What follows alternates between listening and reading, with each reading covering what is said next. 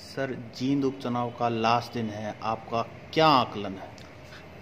देखिए, सबसे पहले तो मैं बताऊं अपने बारे में। मैं पवन कुमार बंसल इन दिनों भी सकरोनेट.com और गुस्ताखी माफ हरियाणा के नाम से दो वेबसाइट चलाता हूं। और जींद उपचुनाव की चर्चा की आपने। मैं जींद में ही पैदा हुआ।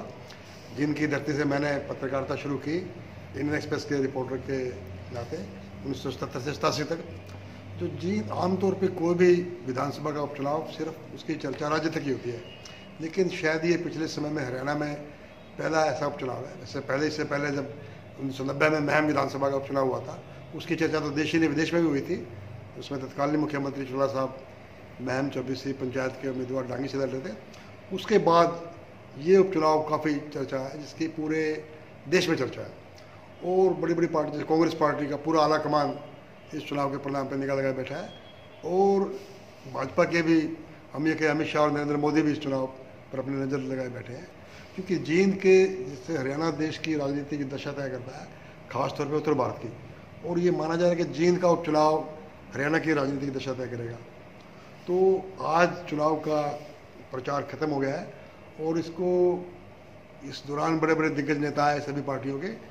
और आज इसको रोचक बनाने के लिए अंतिम दिन दुष्यंत चौटाला की पार्टी जननायक जनता पार्टी के उम्मीदवार जो उनके भाई दिग्विजय चौटाला है, उनके समर्थक में आम आदमी पार्टी के नेता और अपने दिल्ली के मुख्यमंत्री अरविंद केजरीवाल एक जनसभा को संबोधित कर रहे हैं। और निस्संदेह पहले भी दुष्यंत की पार्टी एक नई पार्टी थी। उन दोनों भाइयों के इस बात को क्रेडिट है कि उन्होंने इस चुनाव को बड़ा रोचक बनाया और अपनी पहचान बनाई।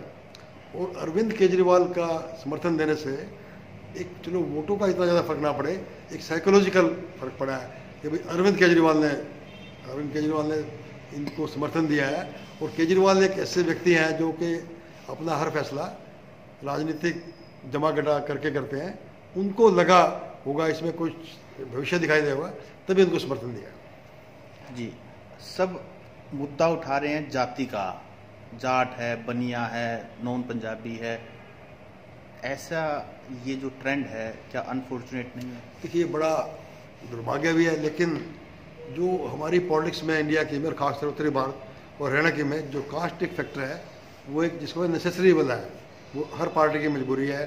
चुनाव में उम्मीदवार देते चयन करते हुए दिखाता है कि उस उम्मीदवार की जाति के कितने लोग उस इलाके में हैं। अब देखिए, यहाँ पे भाजपा के पास कोई अपना कैंडिडेट ही नहीं था। जो यहाँ से 2 बार लोकदल के विधायक रह चुके डॉक्टर हरिचंद्र मिड्डा, निस्संदेह वो काफ़ी लोकप्रिय थे, हमारा भी उनसे पारिवारिक संबंध रहा है। उनका बेटा जो इनेलो में था, तो जुमा 2-3 महीने पहले ही पार्टी छोड़ के इनेलो से आया था यहाँ भाजपा में, उसी को टिकट दे दी। जबकि और इससे और जो भाजपा के कार्यकर्ता में नाराजगी भी। ये अलग बात है कि अनुशासन के नाते वो सभी लोग काम कर रहे हैं। तो ये उनको उनके बेटे कृष्ण मिड्डा को टिकट देने का एकमात्र उद्देश्य था कि जो 8-10 हज़ार पंजाबी हैं वो तो सॉलिड वोट आएगा, बाकी पार्टी के वोट आएंगे। इसी तरह दिग्विजय का चयन भी जातीय आधार पर हुआ, क्योंकि वहाँ पे कंडेला खाप और देहात के जो वोट हैं, जाटों के वोट आ जाएंगे। राजकुमार सैनी का तो पूरा के पूरा जातीय आधार पर है। उनका जो ज़्यादा समर्थन भी कर रहे हैं, उनका कैंडिडेट विनोद आश्री ब्राह्मण है और सैनी करके सैनी समाज के लोगों को अपना नेता मानते हैं। उनका सारा जो जीत हार या जो भी चुनावी गणित टिका है, इसी पर टिका कि ब्राह्मण और आश्री वोट। बंसल साहब, आप जींद भी 2-3 दिन लगा के आए हैं, क्या रिपोर्ट है गर्मा गर्म? देखिए, एक तो मेरे को जींद में सबसे अच्छी बात लगी, मैं वहाँ पे रुका, वहाँ पे डीसी रेजिडेंस के पास एक हर्बल पार्क है जिसको फॉरेस्ट डिपार्टमेंट है। उसमें हर कास्ट के लोग, हर वर्ग के लोग, हर प्रोफेशन के लोग, पढ़े लिखे लोग भी, वकील भी, डॉक्टर भी, सभी लोग आते हैं और 40-45 मिनट घूमते हैं, गर्मा गर्म बहस करते हैं, कास्ट आधार पर भी करते हैं, हंसी मजाक भी करते हैं और उसके बाद फिर आराम से बैठ के चाय भी पीते हैं। लेकिन अब जो मैंने महसूस किया कि अब इतना वहाँ पे जाति के आधार पर माहौल विषाक्त कर दिया गया है कि शायद उसकी भरपाई में काफ़ी समय लगे। और ये बड़ा दुर्भाग्यपूर्ण है कि विकास वहाँ कोई मुद्दा नहीं है, कोई विकास की बात नहीं। वैसे सभी कह रहे हैं कि हम जींद को पेरिस बना देंगे, सुरजाल साहब कह रहे हैं कि मैं जींद की दशा बदल जाएगी, दिशा बदल जाएगी। ऐसे ही अभय कह रहे हैं कि बड़े उद्योग लगा देंगे और खट्टर साहब तो कह ही रहे हैं। लेकिन देखिए, जींद में सबसे पहले देवीलाल ने जब 80 में न्याय मूवमेंट शुरू किया राजीव लोंगोवाल समझौते के खिलाफ, तो जींद से शुरू किया था। जींद की तरफ से तो समस्त हरियाणा सम्मेलन नाम से एक सम्मेलन किया था, इसमें बहुत बड़ी हाजिरी थी। उसके बाद देवीलाल मुख्यमंत्री बन गए थे, लेकिन उनके मुख्यमंत्री बनने के बाद भी जींद का आज कितने वर्ष हो गए, 87 में बने थे, आज भी वही याद है। कोई उद्योग नहीं है जींद में, कोई रोजगार की अवसर नहीं है। एक आध उद्योग थे, वो अशांति की वजह से वहाँ से शिफ्ट कर गए। और जीटी रोड पे भी नहीं है जींद, लोग वहाँ के, या दिल्ली की प्रॉक्सिमिटी में दिल्ली में रोजगार के लिए आ जाए, तो वहाँ पे बड़ी निराशा है लोगों में। और ऐसे ही बंसीलाल ने जब अपनी पार्टी विकास पार्टी बनाई, उनको भी जींद में जल सकिया ताकत मिली, वो भी पावर में आया, कुछ नहीं हुआ। चौटाला साहब, ओम प्रकाश चौटाला जी जींद जिले के नरवाना विधानसभा क्षेत्र से चुने गए मुख्यमंत्री रहे, फिर भी जींद का वो याद रहा। ये ठीक है कि उन्होंने अपने कुछ कार्यकर्ताओं को या अपने समर्थकों को नौकरियां दी, एक एक परिवार से 2-3 लोगों को नौकरियां दी।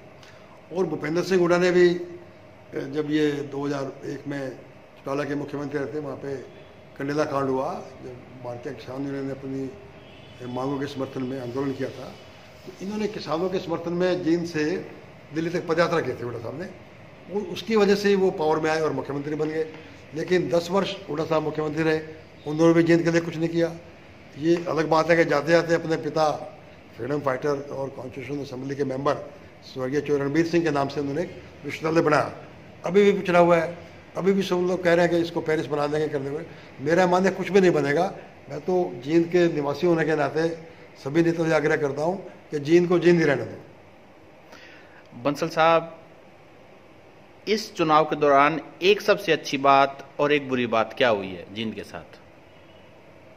ये बुरी तो ये है कि मतलब कि बिना वजह फोकस सेंटर बना दिया, सारी पार्टियों के हजारों कार्यकर्ता वहाँ पे जमा हो गए, मतलब के। और अच्छी बात तो मैं कोई नहीं समझता कि अच्छी बात तो कोई नहीं वहाँ पे हो रही मेरे ख्याल में वहाँ पे। हाँ, एक जब इसके प्रचार को लेकर जो बात कहेंगे, पहले आमतौर पे होता था कि भाई प्रिंट मीडिया या टीवी वगैरह में खबर आती थी, उसी में कैंडिडेट निर्भर करते थे, और बड़ा बड़ी उनका बजट भी होता था, विज्ञापन, डमी खबरें बनवाना, लगवाना। लेकिन ये चुनाव जो है, ये इसने प्रिंट मीडिया को भी पीछे धकेल दिया और इलेक्ट्रॉनिक मीडिया को भी। ये चुनाव मुख्यतः सोशल मीडिया पे माध्यम से लड़ा जा रहा है, और बड़ी बड़ी हाईटेक टीम है, भाजपा की हाईटेक टीम है वहाँ पे। और ये रणदीप सुरजेवाला तो खैर अखिल भारतीय कांग्रेस कमेटी के मीडिया प्रबंधक रहे हैं, उनकी दिल्ली से बड़ी हाईफाई टीम है। और इसी तरह ये दिग्विजय और की भी टीम है। बंसल साहब, अगर इस चुनाव में रणदीप सिंह सुरजेवाला सरीखे बड़े नेता नहीं होते तो क्या चुनाव इतना रोचक बनता? नहीं, इसमें कोई दो राय नहीं कि इससे पहले तो कांग्रेस के पास कोई वहाँ पे दमदार कैंडिडेट था। रणदीप सुरजेवाला के चुनाव में आने से चुनाव बड़ा रोचक बन गया और चुनाव का एक इम्पोर्टेंस बन गया। अदरवाइज आम चुनाव, मतलब आम उपचुनाव होता, अब ये आम उपचुनाव ना होकर एक राष्ट्रीय महत्व का चुनाव बन गया है। जो रणदीप की एक स्टेचर है, और रणदीप का जो सारा यूएसपी है इस चुनाव में, ये जो उनको एडवांटेज भी हो सकता है कि उनका, राहुल गांधी ने उनका चयन किया है, अभी भी वो राहुल गांधी के बड़े करीबी हैं। अगर वो चुनाव जीत जाते हैं यहाँ से और आम चुनाव में कांग्रेस सत्ता में आती है, तो वो मुख्यमंत्री बनने के सबसे सख्त उम्मीदवार होंगे।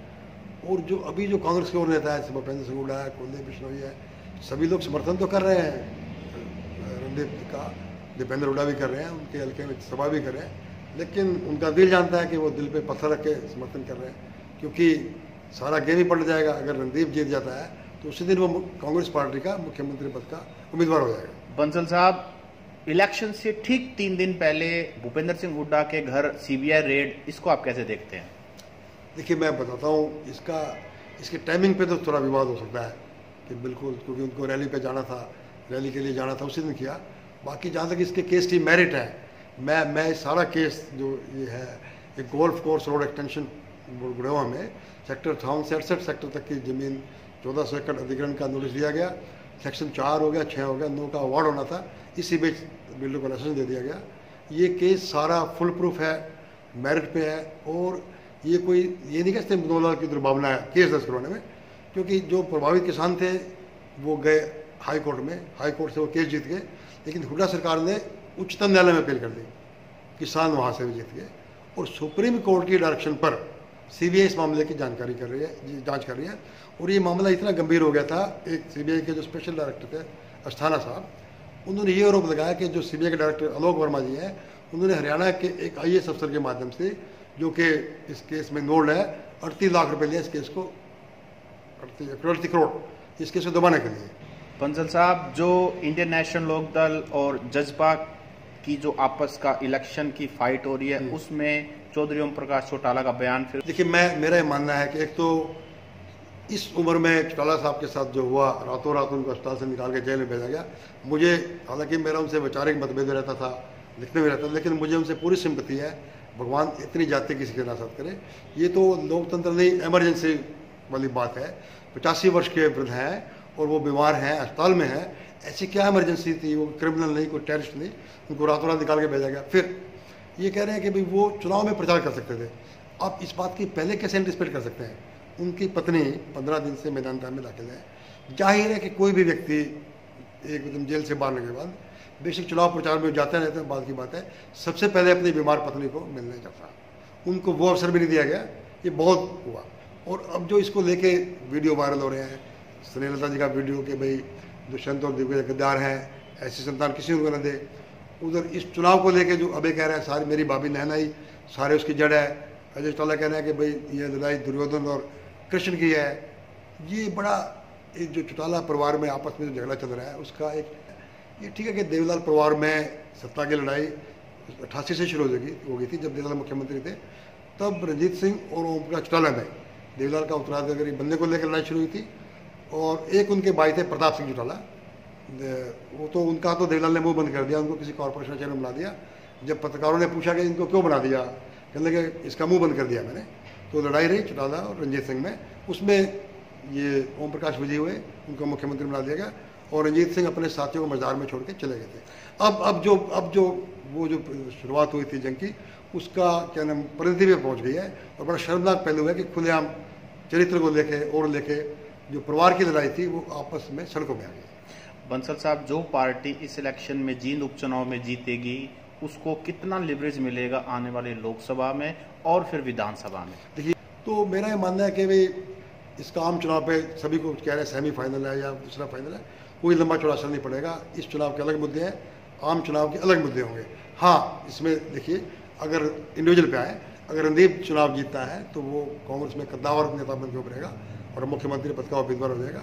और अगर जजपा के दिग्विजय जीतते हैं तो जो चौटाला की इनेलो और जजपा में उनका वर्चस्व बन जाएगा। लोग उसको मान लेंगे कि भाई सही मानों में ये चौटाला साहब की उत्तराधिकारी पार्टी है। और अब रही बात, अगर राजकुमार सैनी के कैंडिडेट जीतते भी नहीं, अगर वो सीजेबल चंक वोटों का ले जाते हैं या दूसरे तीसरे नंबर पर रह जाते हैं तो भी उनका अस्तित्व बचा रहेगा और उनकी बार्गेनिंग पावर आगे रहेगी।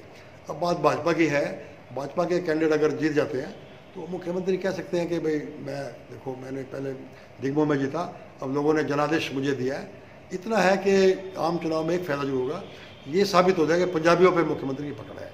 और बहुत पहले भजनलाल जी पंजाबियों के कद्दावर नेता थे, तो अब खट्टर साहब ने साबित कर दिया कि मैं उनसे भी ऊपर पंजाबी कम्युनिटी का नेता हूँ। और आज के दिन पंजाबियों की वोट ट्रांसफर करवाने की कैपेसिटी मुख्यमंत्री मनोहर लाल में है। बंसल साहब, जो मार्जिन रहेगा विक्ट्री का बहुत बड़ा रहेगा या थोड़ा रहेगा? देखिए, अब ये तो नहीं कहते कौन जीता, पर मेरा मामला है, मेरा मानना है कि 8-10 हज़ार का मार्जिन रहेगा। बंसल साहब, आपने हमसे बात की, आपका बहुत बहुत शुक्रिया। धन्यवाद।